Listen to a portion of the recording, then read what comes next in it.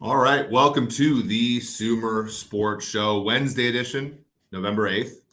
We're into week 10 of the NFL season. I can't believe we're already to week 10. I'm Eric Eager. I'm one of the VPs at Sumer Sports. I'm joined by the CEO of Sumer Sports, Thomas Dimitroff. Thomas, this season has blown by, man. I can't believe we're already this far in. When you think about, the two lives that you've lived, one is in the NFL, but let's say specifically as a general manager with the Atlanta Falcons, and now as the CEO of a sports analytics startup. In which role does the league season move faster, and which one does it move slower?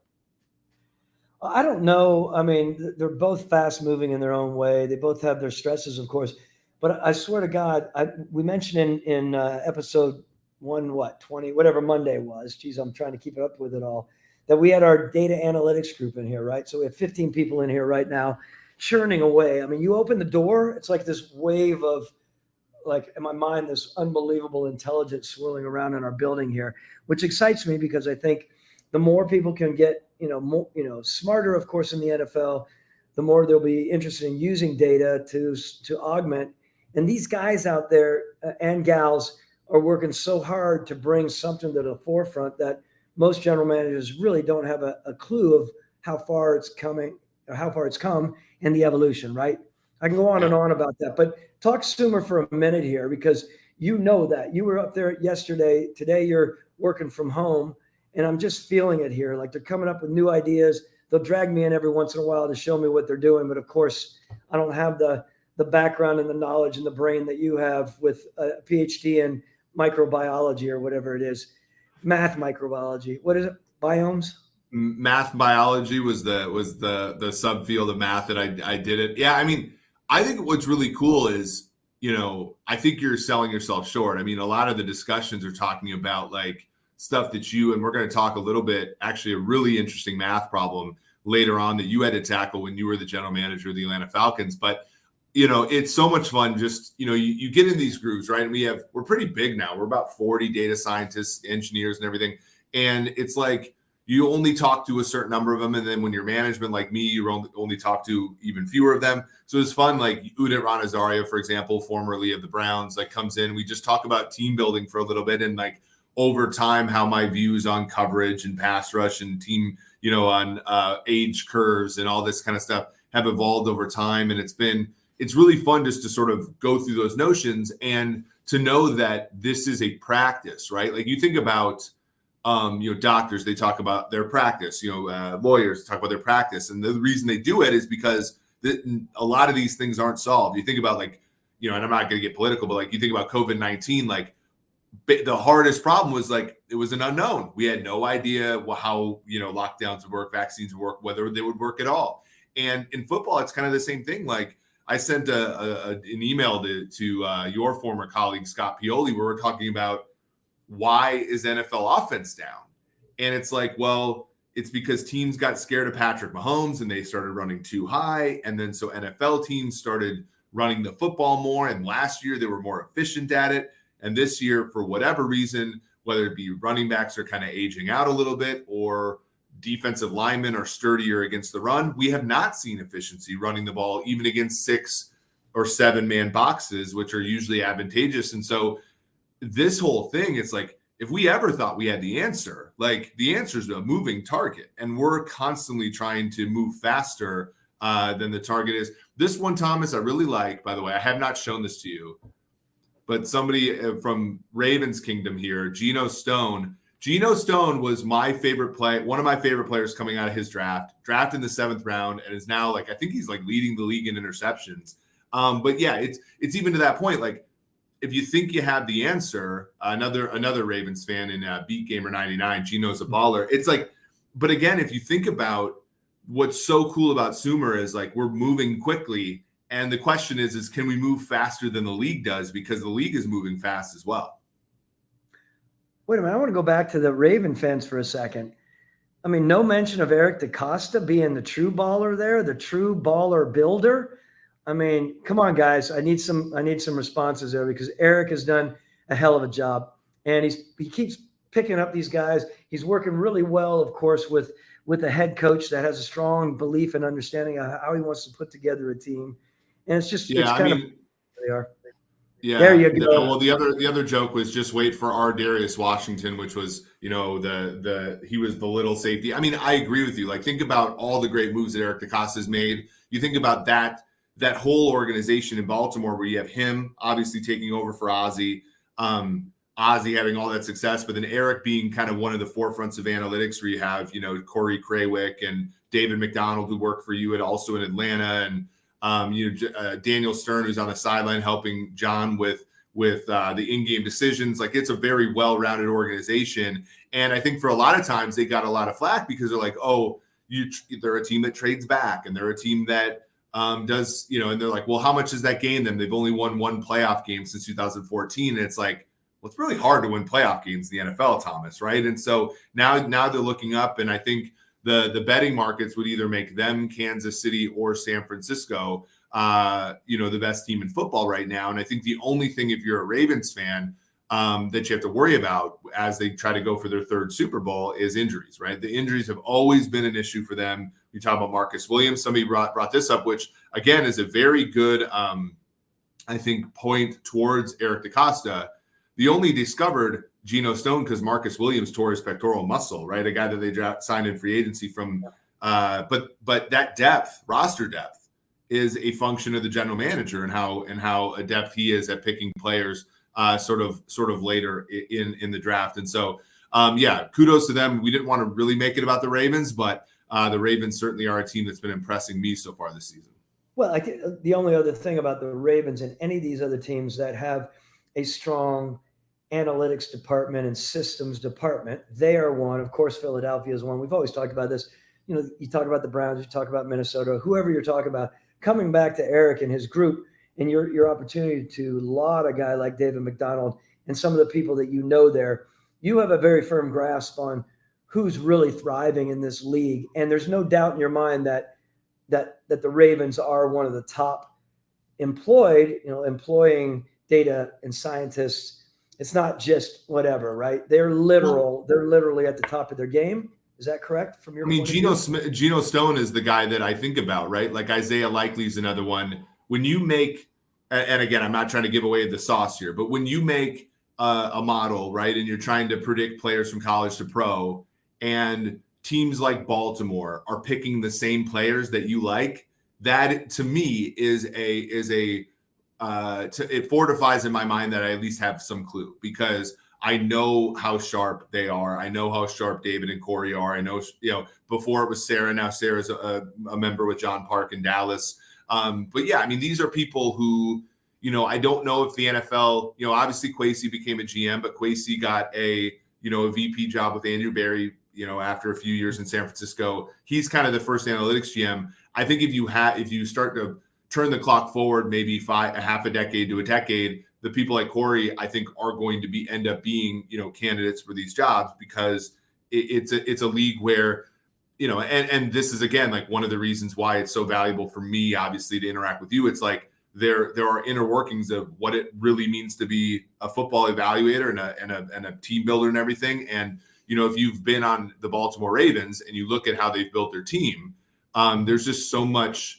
I think there's so much structure and so many good processes put in place by the Ravens. So, I think if you're looking and you look at their coaching staff too, Mike McDonald's a guy that's probably going to be a head coach next year.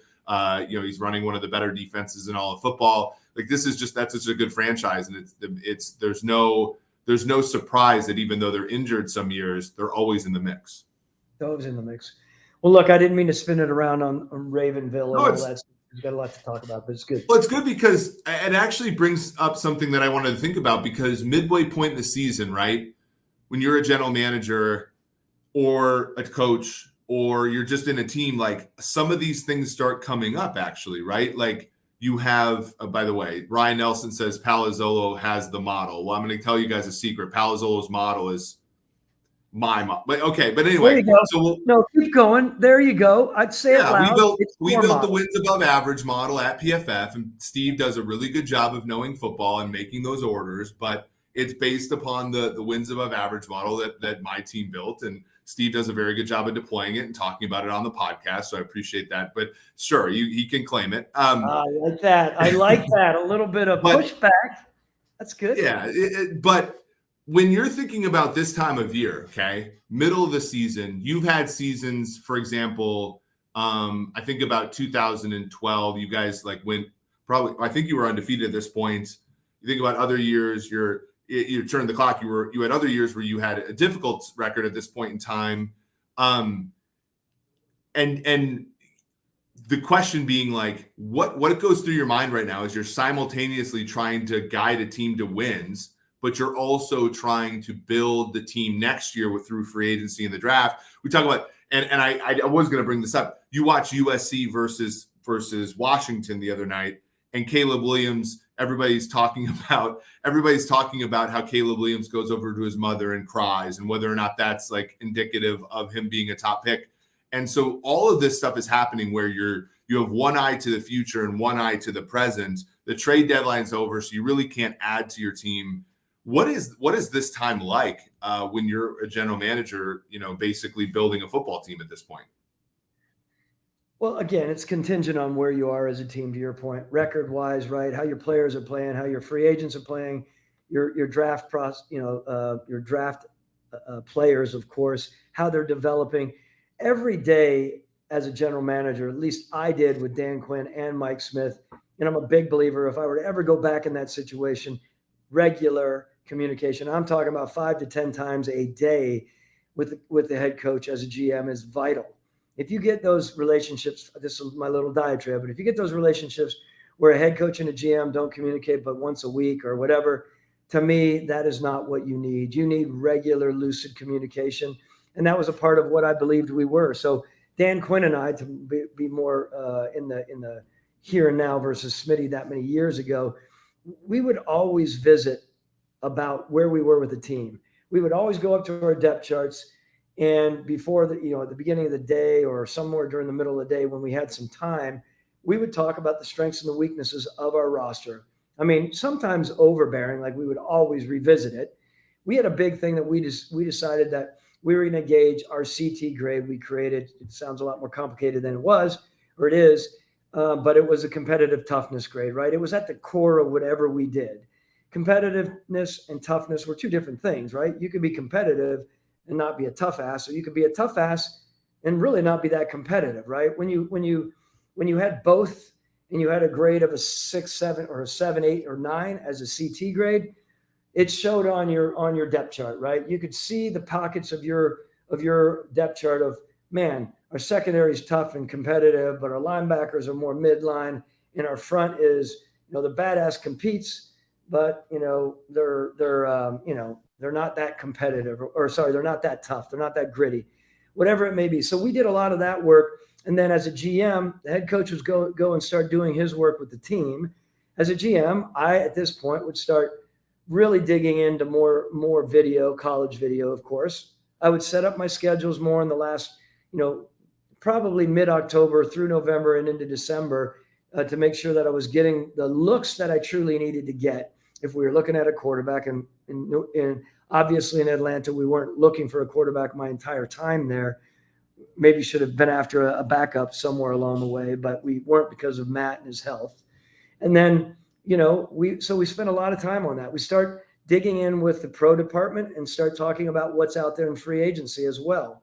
We'll have light free agency meetings during, not necessarily November, but making sure that I had the lists, making sure that I was looking at the players that I thought in the need areas of our team that I needed to have an early eye on, so that when I was talking to our head coach and our personnel group, that I was conversant, with regard to their abilities, right? And there's nothing worse than getting into middle of January and you haven't looked at any potential free agents and you're just playing catch up.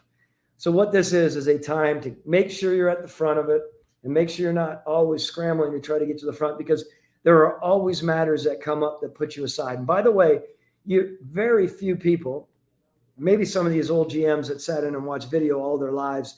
But when you're a guy that's expected to manage and generally manage the organization, you start watching vids and you're 40 minutes in or 20 minutes in, and then you have 5 knocks on the door and your EA has got you spun around to different things. And then, oh, by the way, Arthur Blank calls you and he wants you to talk to some, potential sponsor. That doesn't happen all the time.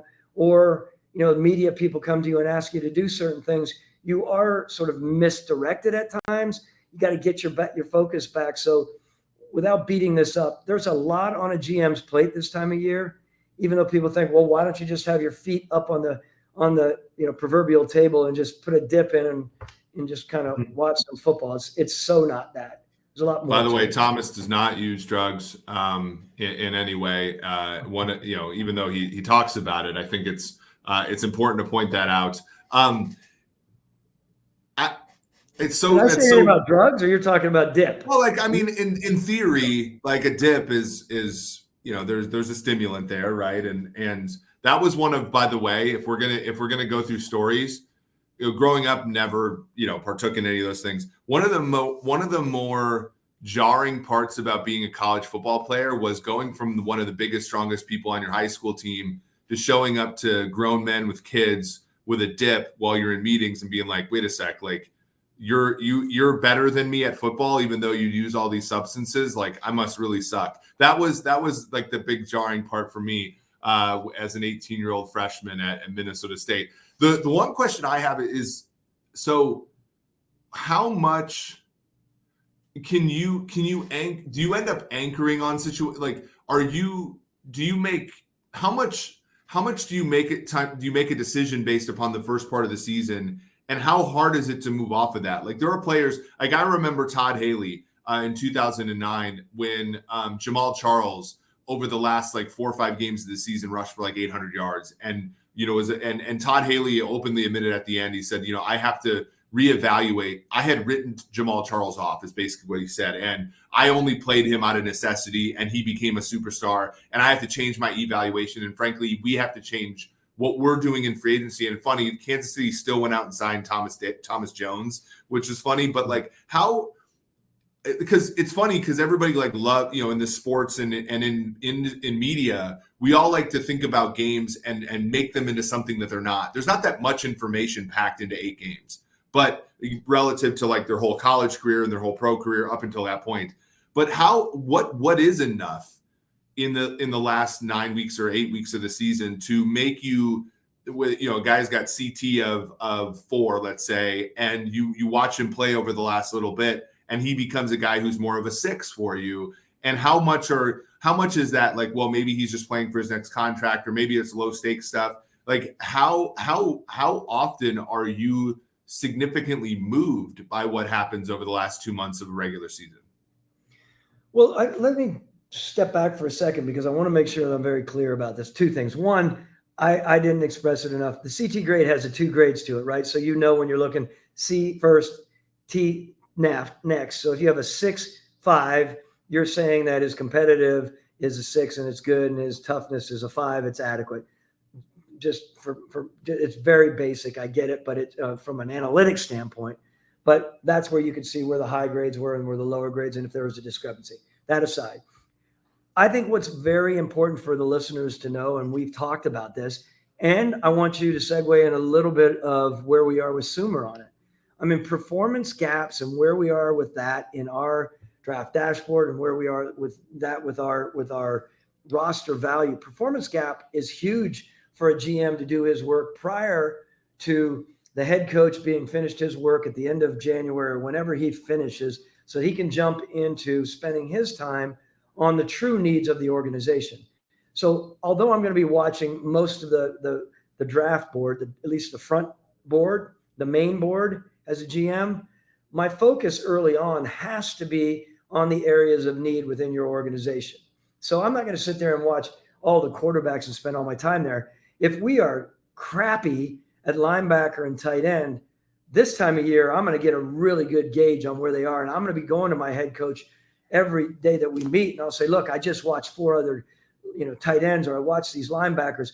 We have a chance here. And oh, by the way, I also watched some free agency versus some of the draft. there's a really good group of free agents that are that are more down the road free agents. We don't have to draft high, but we can get the guys we need in free agency. A head coach, even though he's focused on the coaching of it this time of year, he wants to know that his right-hand guy, his GM, although he knows the scouts are doing, he wants to know that the GM has a really good grasp. So when it's time to fold him in, he's properly folded in. That's the true mark, I think, of a very good communicative GM, always keeping your guy up to date. Not only him, sometimes you can do that when you go have a cigar with your owner and you keep him up to date. This comes back to what I said. Every GM in this league, I don't care who they are and where their egos are, whether they're high or low, they all want to be the omniscient one in the damn building when it comes to building and personnel. They don't want their head coach asking questions about players, college or pro, and they don't have an answer. Or if an owner pulls them aside mid-season, this happened to me before. Hey, what do you think about A, B, and C and X, Y, and Z in college and pro? And you're like, I really haven't gotten to them yet. That's a bad answer for that owner, right? Who's paying you $3, $4, or $5 million in today's world a year. Yeah, exactly. And I think that's it's so interesting, right? To have your finger on the pulse. Now, are you able to look at and this is, I think, is where the analytics department can sort of help, right? Do you look at teams that are like, how do you end up being able to look at, let's say, free agents and stuff and be like, okay, this guy's going to be available. This guy's not going to be available. This guy we might not get a look at because of X, Y, and Z on his current team, whereas this guy's going to get a look. Like, I think about Michael Turner, right? And granted, you weren't the GM the year before you signed Michael Turner. You were with the Patriots, but like, let's assume, so like Michael Turner's the backup running back for LaDainian Tomlinson in San Diego.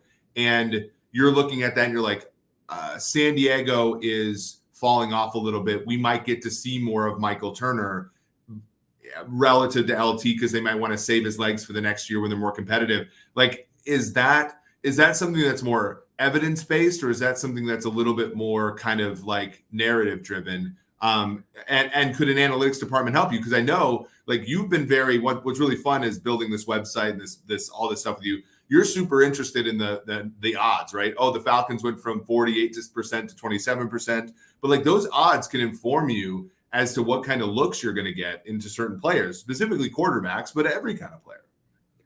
Wow, there's a lot there, and I would love to continue to talk about it. And I was going to say, amidst all of this discussion, as far as the data that's available, you have to remember, this is a little aside, but I think it could be interesting for everyone. I'm a big believer in making sure that you had really good relationships in this league, right? My relationships with, of course, when I was in my contemporaries, it was important for me to have honest enough relationships. We're all competing, right, to be the best. Don't get me wrong. But when you have the right relationships and you've done right by your trades and you're not trying to screw people into the ground, then you have relationships where you can inquire with some of your GM contemporaries and say, look, I'm not asking for you to give me the lay of the land, but, is there any chance this free agent and this free agent gets out? Like, let's just say it was a top linebacker.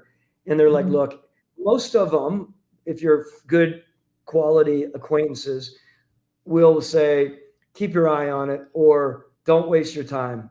Now that could work in both ways. So there's a lot of that going on too in the league for people to know that. Now, back in the day, there used to be a lot more enemies, but everyone realized if you're going to get trades done in this league, if you're going to get business done, you can't be the old screw it into the ground type. It's funny because that old school was fun to watch, right? There was a character about it. When you watched them on videos and movies, there was a mobster element, right? That does not exist in today's world. Well, and it's so funny because even when I talk to people in the league, like, I know that there are certain questions I can ask, and I know there are certain questions I can ask. And there are also questions where it's sort of funny. Like, I think about, there are also questions that I know that if I ask them, I'd be revealing like an ignorance that I don't want to reveal. There's also an element there. But like, you think about some teams, like, that in the history of certain teams, they've never re-signed a corner, or they've never valued a running back. And so you can like kind of look at those patterns that a team undergoes. and leverage that for your own good. Speaking of free agents, though, because this was a part of your time in Atlanta, I do want to talk about one player who, because we're sort of looking at the end of college football season right now, we're looking towards free agency in the drafts, and this player was not only drafted by you, but then got a pretty sizable free agency deal in Jacksonville. I actually want to talk about Foye Oluokun, Thomas, because this is a player who, everybody knows about your Julio pick. Everybody knows about your Matt Ryan pick. Everybody knows, in free agency when you picked up Michael Turner and all that, trade for Tony Gonzalez. But I watched these Jacksonville games, and I'm actually going to bring this up because I think that they deserve some plaudits, because going into the season, I think everybody made Jacksonville the favorite in the AFC South, but they weren't doing it because of their defense. And this is at sumersports.com/team/defensive. When you look at the top defenses in the NFL, you have the Browns, the Ravens, who we talked about today, and then you have the Jaguars in terms of expected points added per play, meaning expected points added is just a fancy way of doing yards per play, but making sure that every single yard has a point attached to it. The Jacksonville Jaguars are forcing teams into the third worst expected points added per play, ahead of teams like Dallas, ahead of teams like San Francisco, New Orleans. And a big reason for that is somebody that you drafted out of not a small school. Yale's not a small school, but out of an Ivy League school, a traditionally non-football school. And when you think about draft models, you think about building, and you're overhearing some stuff in our offices about college to pro models and building stuff, and trying to project, and if a SEC linebacker has this grade, then what is his likelihood of being a success? And if a MAC linebacker plays on Tuesday and Wednesday nights during November has this, and you're looking at Yale, right? Like, if this Ivy League linebacker that PFF probably didn't even slap a grade on it when he was in college. Just take me through the process of evaluating him, pulling the trigger on taking him. He was the 200th pick in the draft, led the NFL in tackles in 2021, which is, after you were gone, but still obviously your pick. And then he goes to Jacksonville as a free agent, gets the $15 million a year deal, leads the league in solo and total tackles last year. This year, he's been the leader of this defense, had a touchdown on Thursday night against New Orleans, in a big win there. That's like a phenomenal story, right? And it's probably one of the cool parts about doing your job, watching a player like that succeed. Like, what was the process of identifying him, selecting him, watching him, develop behind Devondre Campbell and Deion Jones to who he's been now? Yeah, it starts off with the fact that you have an adept area scouting group. They're so underrated in an organization. They're so important for the early rungs of building up what you're doing as far as trying to figure out what your next draft class is. Our scouting group, I thought, did a great job digging up some of those guys that were down the line that might not get to our coaches, right? Because ultimately, what our area scouts, what you want them to do is pinpoint the guys that need that much more work. They can project them like, this guy is a good, fast athlete. Now, he's more straight line than not, right? If you watch him, but he played some safety. And the key here, by the way, is versatility. And I'm gonna segue into a little offshoot here. I would say that for anyone, by the way, even outside of football. I'm talking about in a business. If you came to join Sumer Sports, my feeling is the more you can have, personally, I think the more that you can have versatility to your being.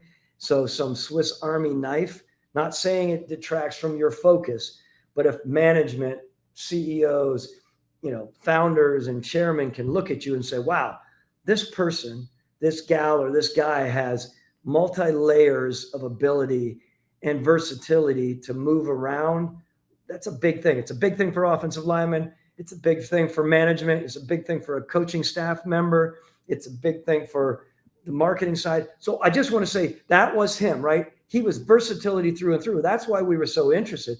Not because, he went to Yale, of course, Yale's a great education, education and all that academic school, but we weren't sure where he was going to be. Jeff Ulbrich, to his credit, saw the speed, saw the explosives, saw the way that he learned in his mind. And he he developed a leadership about him really early on, which we thought was really, really good. By the way, 200th pick overall that draft. Yeah. One behind Tom Brady. I always found that kind of amazing. That's not fair to say. I'm just saying you can find your cats there that at whatever position. So, well, here's an anecdote just from like my playing career, and I know you played at college as well, and probably could resent, like when I played wide receiver in high school and the first couple of years of college, I didn't know anything about what the guards and the tackles and the running backs and everything were doing. When I moved to tight end, I had to know, like if I was lined up tight end right, I had to know what the left guard's assignment was in order to understand the context of what I was doing.